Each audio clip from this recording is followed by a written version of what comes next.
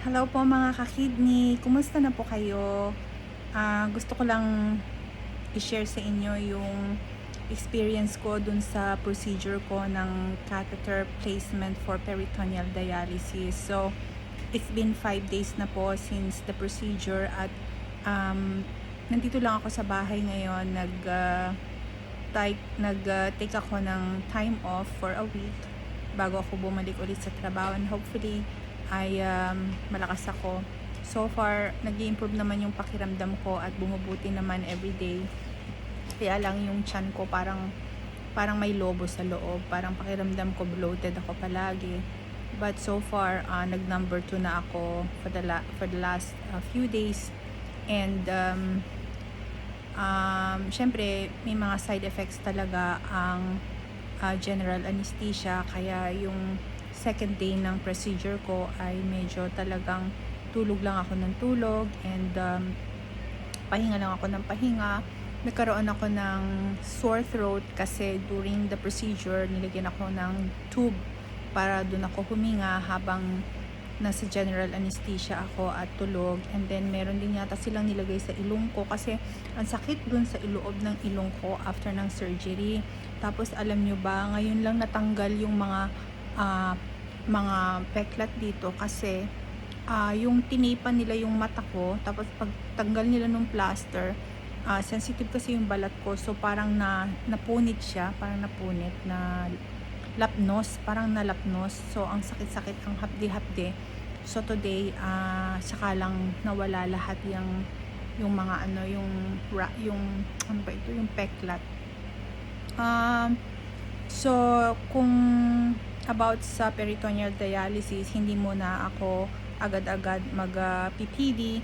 Kailangan ko pang mag-training ng 5 days, and then siguro in 2 to 3 weeks pa yon. So hopefully maging okay ang lahat, and i-share ko sa inyo sa next video ko kung ano yung mga experiences ko, kung ano yung mga nararamdaman ko.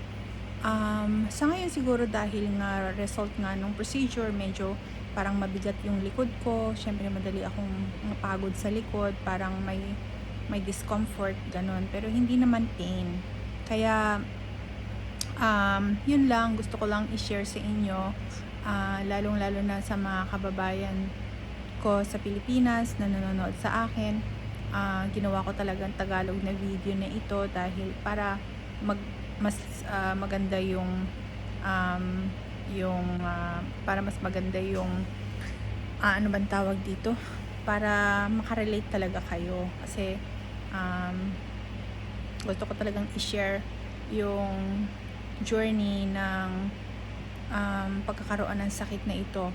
Ang isa pang gusto kong i-share sa inyo ngayon ay meron ng result yung genetic testing na ginawa sa akin a month ago, and by the end of July yata ay meron akong appointment ulit dun sa genetic doctor, and malalaman ko kung ano talaga yung sakit ko sa kidney. Kasi for the last 14 years ang nakalagay lang sa record ko is presumed IgA nephropathy. So nagpa-genetic testing ako kasi nga sa nangyari dun sa anak ko na meron siyang Alport syndrome. So gusto kong malaman ano din ba talaga ang sakit ko sa kidney, kasi napakarami pinakita sa akin ng doktor kung ano-ano yung klase ng kidney disease na itetest niya sa akin. So ginawa ito by blood, nagpa-blood test ako, and then hopefully malalaman ko yung result, and definitely i-share ko po sa inyong lahat. So hindi po lahat ng sakit sa kidney ay pare-pareho. Yung iba nagkakaroon sila, humahantong sila sa dialysis kasi yung lifestyle and diet nila. Hindi naman po lahat ay ganun ang cause, kaya nagkakaroon ng kidney failure.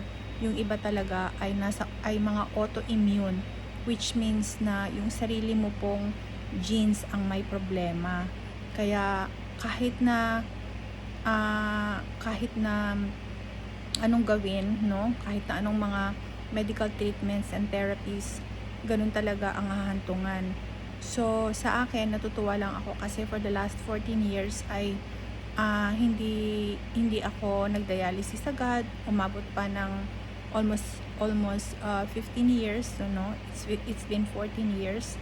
So I guess ganun po talaga na dumadating po talaga sa point na magiging renal failure kasi dahil nga sa autoimmune disease. So malalaman ko ano exactly yung sakit na to.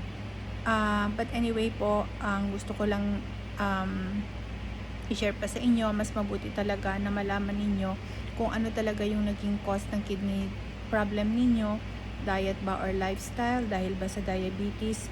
Maswerte kayo kasi reversible naman ang diabetes, nasa diet talaga. At isa pang nakakatulong ay yung low carb diet kasi ang carbohydrates talaga nagiging sugar siya, and hindi rin ito maganda sa kidneys. And mag-fasting kasi nakakatulong siya sa lab test. Talagang nagno-normal yung mga minerals sa blood. Shinare ko po yan sa last